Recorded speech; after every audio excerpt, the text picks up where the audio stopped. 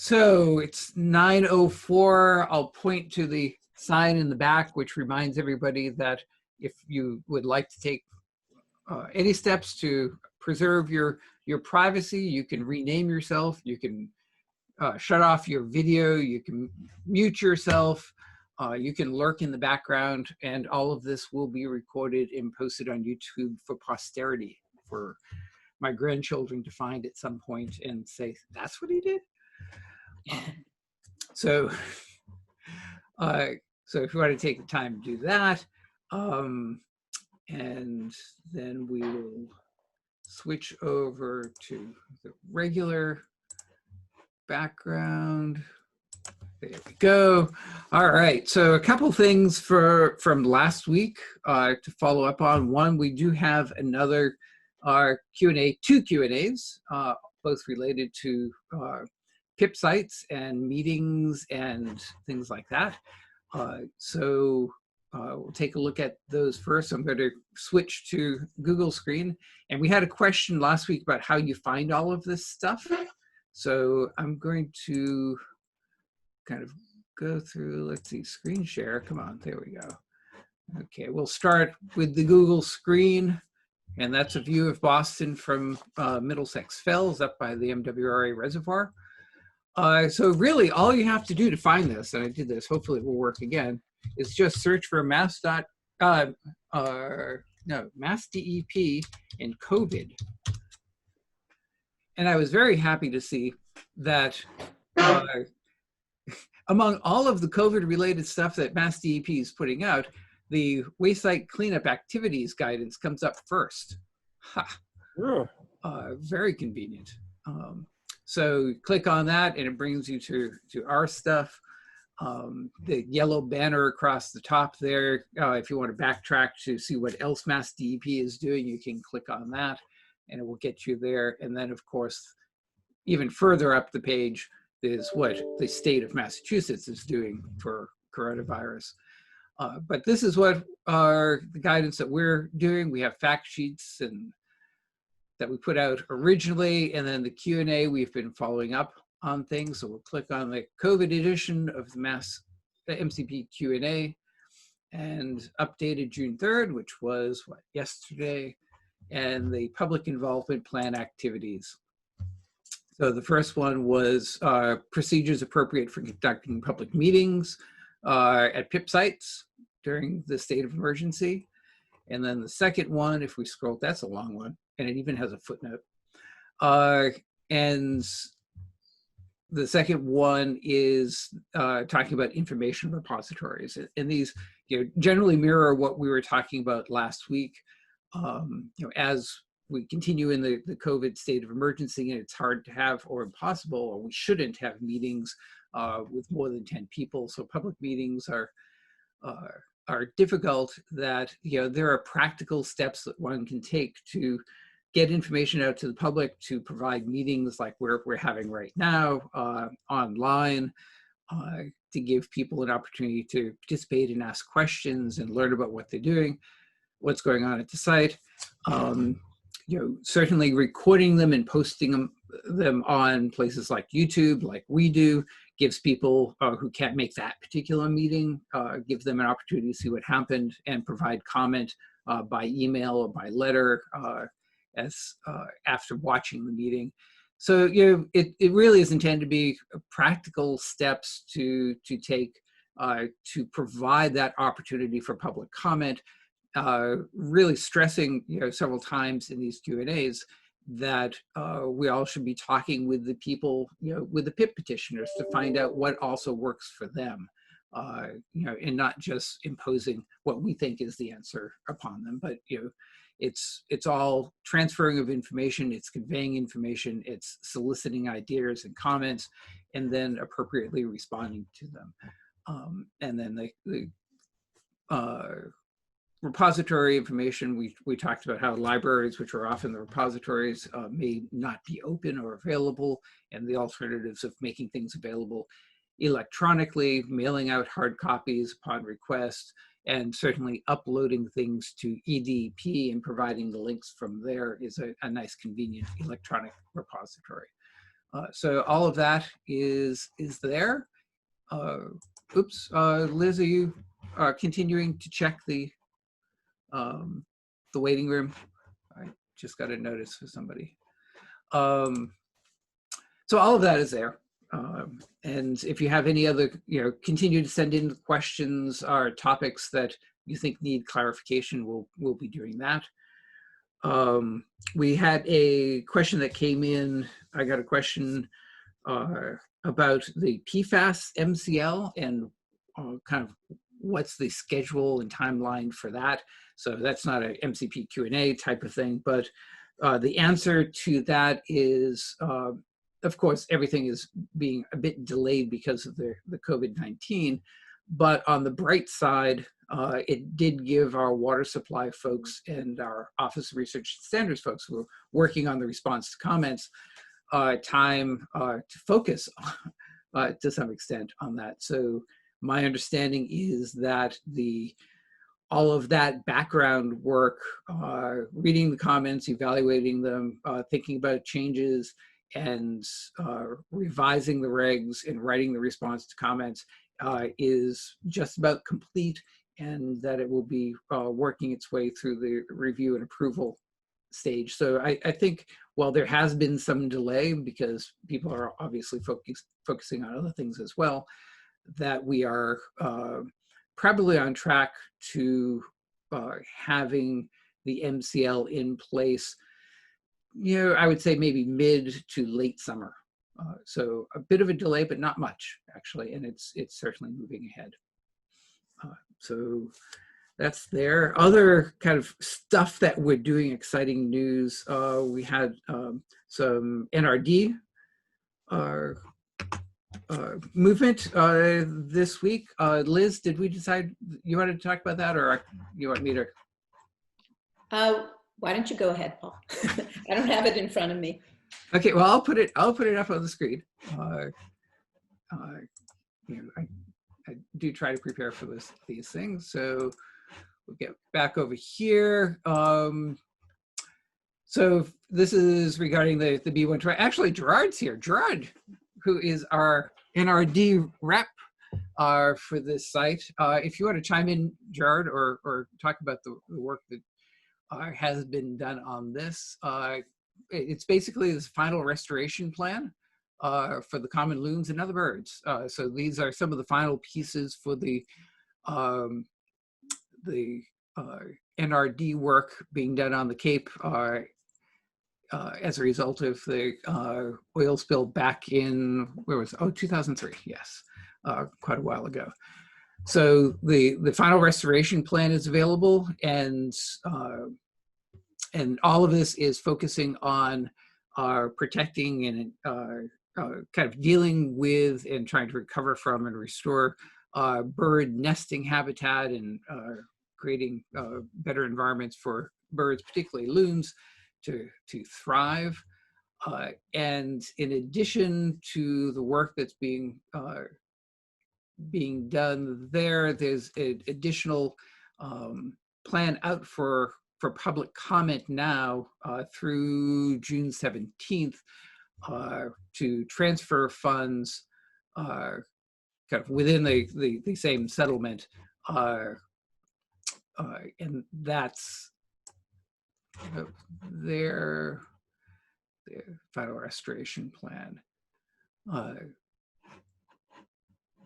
So that is available for public comment as well. So work continuing on the NRD front on funding particular projects, protecting loons and establishing and protecting habitat. And that's really cool stuff. So one of the neat things is trying to reestablish loon population at Assawamsett Pond Complex. So they released some chicks a few years ago, and we're seeing them come back. So part of this project is to release more and see if we can better establish loons in southeastern Massachusetts as well as western Massachusetts. Mm-hmm. And part of the funding is protecting habitat in northern New England, correct? Yes. where most of the loons come from. Yeah. So, as with all these, with the migratory birds, it's a little bit more complicated when you're talking about protecting habitat and increasing their numbers. So I thought that you'd find that interesting. If you have any questions about that, Gerard will answer them. And then as far as COVID stuff, and I've tried to put off this stuff a little bit longer. There's, basically it's the same. We're continuing, so we'll continue having these meetings to the extent people keep showing up and wanting to talk or touch base. There really hasn't been a lot of changes as a result of COVID. Interesting thing from a DEP Boston perspective is our offices, to the extent that they were open, limited access, for instance, for me going in to get the mail once a week, because of the social unrest. The DEP offices were damaged in Boston the other night, and the offices have been physically closed this week, although we expect they would come back and we'd be able to get access again next week. So we are, doing well working from home, to the extent it may affect kind of us getting mail out to staff as needed. There'll be a bit of delay, but probably won't see much of that. We're not getting a lot of mail. Yes. Oh, were the offices damaged, or just the building? The building. The building. Yeah. Okay. Yeah. Ground floor. The corner mall. Yeah. If in terms of damage and anything above the first floor was fine, was safe. I don't think any of our windows were broken, and certainly in terms of looting, who would loot our offices? But getting into the building was problematic with all the broken glass and the damage, and because they're unsure of kind of on any given night what might happen, they're being cautious and keeping DEP out because you don't know what you'll encounter when you get in the morning. So that's an odd little quirk for this week. And you may have seen there was an article in the Globe about EPA returning to work, returning to the Boston office. And I bring that up only to compare and contrast that DEP is continuing to look at longer term working from home, and we are not rushing back to the office. We're looking to and continuing to provide support to our staff. We're continuing to get new laptops in to the extent that we can get them from the Executive Office of Environmental Affairs and distribute them, increasing VPN access. We are taking steps to make the work from home go smoother, while at the same time planning for an eventual return to the office. But it will be, I would emphasize that it will be slow, and it will be measured, and it will be thoughtful, and we're not doing it, we're doing it in a way that will be protective of our staff. And so, we'll be doing this for a while. With that, that's all I have. If the regions or the other DEP staff on want to have anything to say about kind of what's going on in the regions, like Gerard, you're there. You're the only one I'm seeing at the moment. I'm not haven't switched screens yet. Anything about the Southeast region? Site work? Trying to get going on the Bulls Corner neighborhood down in Dartmouth. But we're doing a sampling plan with EPA, with their field lab out there, on a number of residential properties that received some waste material back in the 30s, 40s, 50s, 60s. And just trying to get the okay to get out there and do that. Our access agreements that we sent out to the folks have COVID-19 language in there about us social distancing and wearing COVID-19 PPE and things like that. So hopefully we'll be out there fairly soon. And your staff have the PPE that they need for that, you feel? Yep. Is anybody experiencing any problems now getting PPE in order to do field work? I think we have and are able to order stuff and are receiving shipments. So I think that those concerns are kind of past us for the time being. Okay. And you guys, any questions? Any more Q&As you want to see? Experiences that you have? I see Wendy, which reminds me that there will be an LSP board meeting coming up in another week or so, which will be exciting. I think they have been taking and been practicing is the wrong word, but running through beta tests of new software, meeting software that they're going to use for holding the meeting as a response to the Zoom bombing that occurred earlier. So I think they're in good shape and looking forward to holding a LSP board meeting. And it's important to us, and I'm looking at Wendy too, because we have several training approvals that will be on the agenda for that. So anything else? Anybody comments, questions, concerns, stories? Or do you just want to move to rocks? Yes, Carol. I chatted in a question, but I could just repeat it. I might have missed it. Oh, there it is. Weeks ago, I asked about fees and extensions on the fees due to COVID-related issues like the courts being closed, not being able to file an AUL, that kind of thing. So. Yeah, so a couple things. One, fees are so much more complicated. There's no simple answer to the fees. I think some of the AUL questions about filing, I think we did have Q&A on the AULs and with links to it. I think I think what we are finding is that the registries, to a greater or lesser extent, are kind of working through this, and there are ways of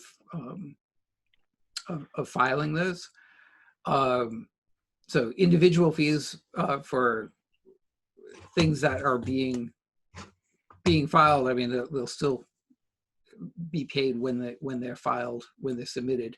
What was really kind of giving us not heartburn, but kind of going around in circles a little bit on the fees of the annual compliance fees. And one of the kind of uncertainties about this is, and I think we talked about this a little bit on an earlier call, is kind of how long the state of emergency is going to go. Because our annual compliance fees, as you know, probably better than I do, because I've never received one, are billed after the fact. So what we would be billing now if we're in the office and billing, and that's one of the things that's a bit problematic at the moment, is for work that was years that were completed about 6 months ago. So now for April work, if your anniversary date is in April or May, we would have been reviewing those and sending out bills probably in October or so. So we don't have to make, for people that have missed deadlines during this time period, what we say now may be a bit premature, because we don't know what the state will be in October when we actually go to bill it. So to some extent, we're delaying decisions and firm answers to those fee questions, because the world may be completely different again in October when it comes time to actually billing those. And what I think will happen, although I have no inside knowledge of this, again, let me completely stress and be honest that I have no inside knowledge for anything.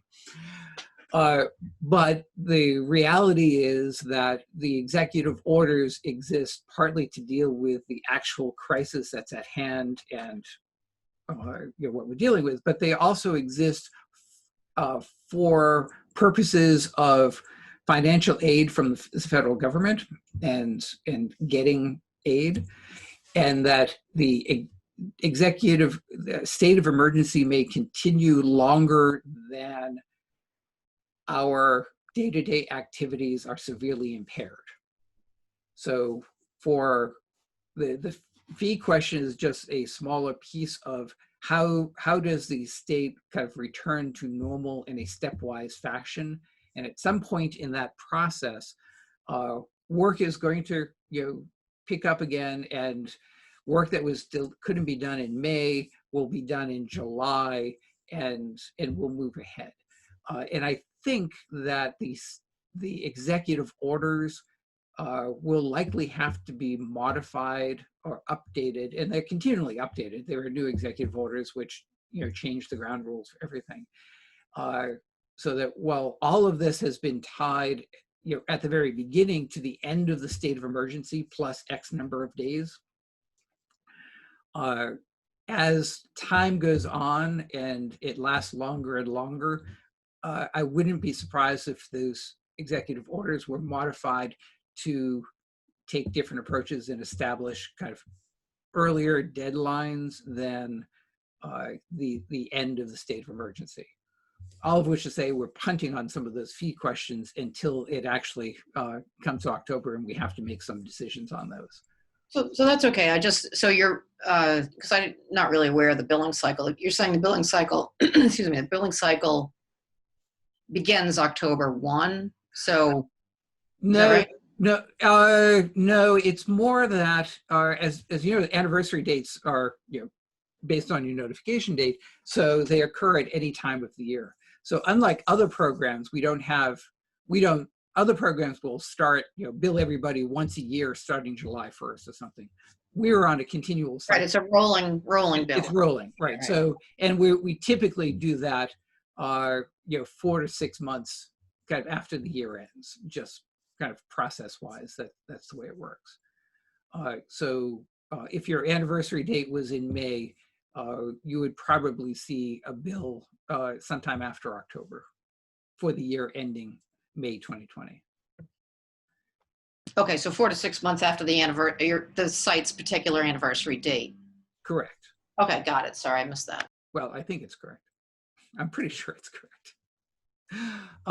And right now, as we look at which of our staff would benefit more from access to the building, quite frankly, it's the financial staff, particularly those that are involved in billing, because it's a very complicated process. You don't want to hear this, but it is a complicated process where we have to work with the people in waste cleanup, have to work with our administrative people, and they have to work with the comptroller's office, and they have to work with the people at Ashburton Place to actually get the bills printed.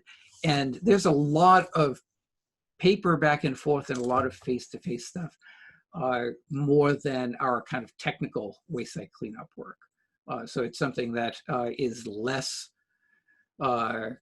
amenable to working from home. So as we ease into working in the office, we will probably prioritize staff that their work is more dependent upon that, and that would be the financial staff, as opposed to say our auditors, because of the wonders of EDEP, can download and audit submittals from anywhere. Yay. So there's that. Okay, we're into the rocks now. Okay, in the chat. And we have other comments in the chat. Sorry, it's very hard for me to talk and read the chat at the same time. So I apologize for people who've been sending in the chat messages. The rocks, the Zoom approach is green, which, yes, that has come up actually in the discussions, that there are a lot of benefits to this. And we had been pushing that, as you may remember back in the before times, when we had advisory committee meetings, we had been streaming them live on YouTube and then documenting them there as well. And I think other people, other parts of the agency are seeing the benefits of that. And we partly did that to make it more available, more accessible to people outside of Boston or the greater Boston area. And also because of the carbon footprint that it helps. So I think this has really stressed it or emphasized that point that we don't always have to meet face to face, and this works fairly well certainly for what we're doing with these office hours. I think we're probably looking for and I'm going to see Liz's reaction to this, another advisory committee meeting at the end of this month. So something a little bit more formal and with a more detailed agenda and preparation for it. Well, Liz lost her internet connection. Okay. So you can do anything you want. I can say, I can promise anything. Well, Liz will be having this, he's organized this extravaganza of an advisory committee for the fourth Thursday in June. And you really don't want to miss it. I mean, just the raffles we're going to be holding are going to be well worth it.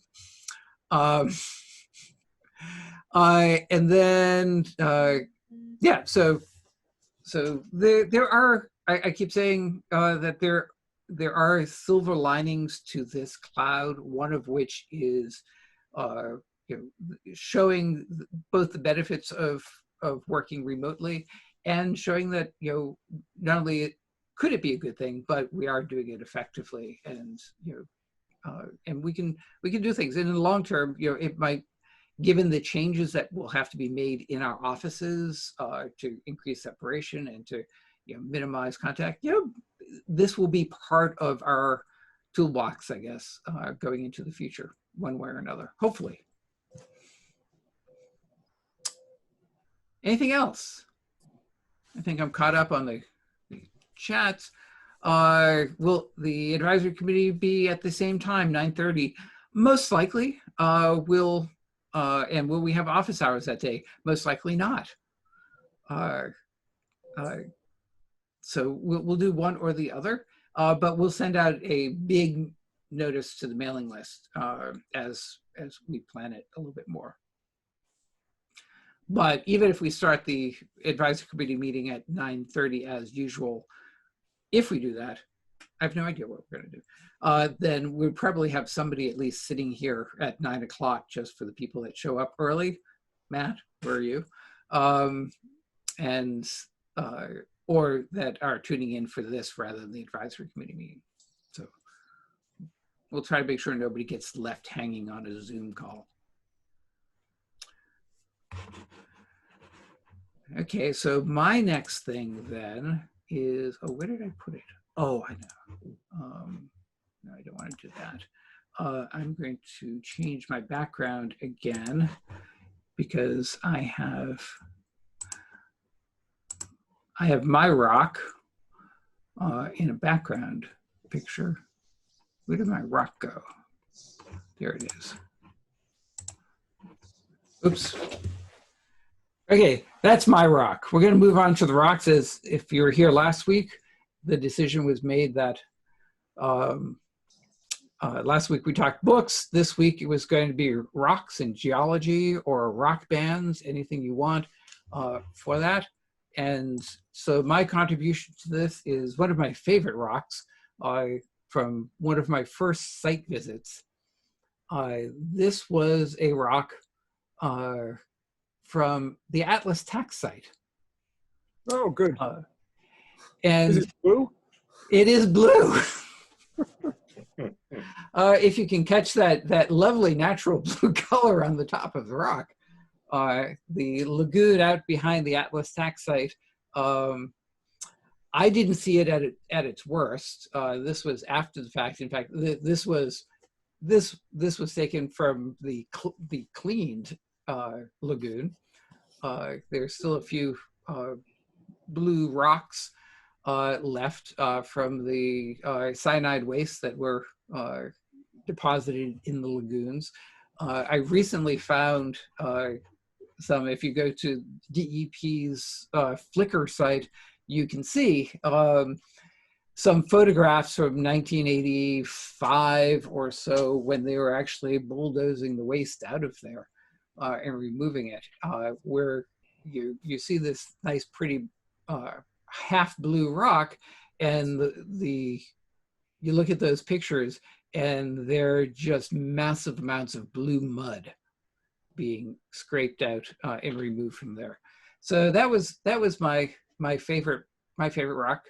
And one of the things I like about it is that you have that nice crisp line between what was on the surface, it was blue, and not blue underneath. So that's my rock. What do you guys got? May I tell an anecdote to go with your rock, Paul? Sure. Many years ago, we worked for American Cyanamid up in, I'm sorry, Cyanamid? No, it was Grace. I'm sorry, Grace up in Nashua, New Hampshire. And there are a number of Prussian blue stained rocks on the banks of the Merrimack River, from where leachate was coming out from the plant and heading to the river. The site was actually discovered by, I think it was someone from EPA that was paddling on the river and noticed the funny colored rocks. But I still have several of those in my office as well. But Paul, my guest today is a different rock. I don't know if you can see it. It's actually a mineral. It is the ore of element number 82, an element which is familiar to most of your audience today. You can see it is gray, it's metallic, it is cubic, and it's heavy as hell. This is a piece of galena. Yeah. Galena. Very nice. Anybody else want to share a rock or a rock story? I think Matt has to tell us about Hackmanite. Yeah, well, Matt has been. I really don't. But I had never. Tenebrescent was a new word to me, and I thought it was interesting that the property is that it changes color in sunlight, and so do I. So. But no, actually, one of the most interesting to me was in working was doing all those mass housing sites in Roxbury, and the Roxbury conglomerate, which was identified by some people as older historic concrete or something. And it was not, in fact, it was Roxbury conglomerate, and I had it's a very interesting formation in Roxbury. That would have been my second favorite rock, pudding stone. That is the state rock, you know. That is the Massachusetts state rock. I did not know. Thank you, Larry. The state historic rock is Plymouth Rock. Of course, of course. And Gerard, Okay, what is the Bunker Hill Monument made out of, Gerard? What's that? What's the Bunker Hill Monument? What stone was used in that? Quincy Granite. Excellent, excellent. Okay, well, speaking of rock that I got to see was when Duff Collins took me to, is it Cherry Hill Mall, Larry? I think to go, if you go around to the back of Cherry Hill Mall, we were worried about asbestos and wondering whether you could find natural asbestos. And in fact, there is a rock outcrop in the back parking lot area of Cherry Hill Mall where you can actually see asbestos fibers in a fissure in the rock. Cool. Okay, I think Wendy wants to say something. I was going to say, when you said about granite, I just had to reach up onto my desk and find my favorite, which is Conway Granite. And this is from, I learned this, sadly, I didn't learn it until high school when I took Earth Sciences with Mr. Knox. But I grew up in North Conway. So this is a very special rock because it is named after Conway. And this morning when I was doing a little research, I learned that the old man of the mountain was made of Conway granite until he crumbled in 2003 or 5 or something like that. But anyway, Conway Granite, I carry it with me all the time. Oh, And my great grandfather was worked in the quarry in Quincy. He came from Europe. That was his first job. And he was a rock stone mason, and he carved some of the capitals on top of the columns at the Treasury building in Washington, D.C. Wow.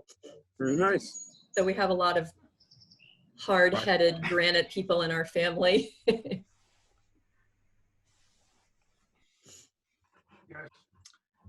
Okay, and I would just point out Rachel's picture now is a lady never discusses the size of her rock collection. Is Larry there? Larry, Yes. this is Bill Mitchell. I'm wondering if you're wearing sunscreen on that rock star face. I mean, you are an LSP rock star, right? Thank you, Bill. Bill's one of my favorites, of course. Are you wearing sunscreen, Larry? I'm not, but I'm not in the sun. I'm still in the shade, so I'm gonna defend myself that way. You're not being directly exposed, indirect. Indirect. Put the sunscreen on that rock. Yeah. Okay, well, anybody else have a rock story you would like to share, or shall we move on to the rest of our work days? This is the rest of my workday. Oh. Okay, well, I'll be sitting here in my basement, not, very, very safe away from those damaging sun rays. And we'll do this again next week. Send in any questions that you have, any topics you want to talk about. And next week, how about, I'm going to suggest fermentation for next week. So I'll start off, I've started fermenting things. This is a jar of garlic ginger paste that's in day 4 of being fermented. And it's turned a nice kind of blue-green color. Rock. Yeah. Rock. Yeah. It's going to turn to rock. Hey, Paul, do you know the term for the science of fermentation? I thought fermentation was the term. No. There's a science that's involved in fermentation for beer and other such topics. That would be Zymurgy. Okay, yeah, I did kind of have that in the back of my mind somewhere. Great Scrabble word, Yeah. especially for triple points. Yeah. Okay, well, so fermentation, so it could be beer, it could be wine, it could be, I'll have fermented mushrooms by that time. Anything you want to talk about in terms of fermentation or biological activity? So with that, we'll close. See you next week. Have a good week. Bye-bye. All right.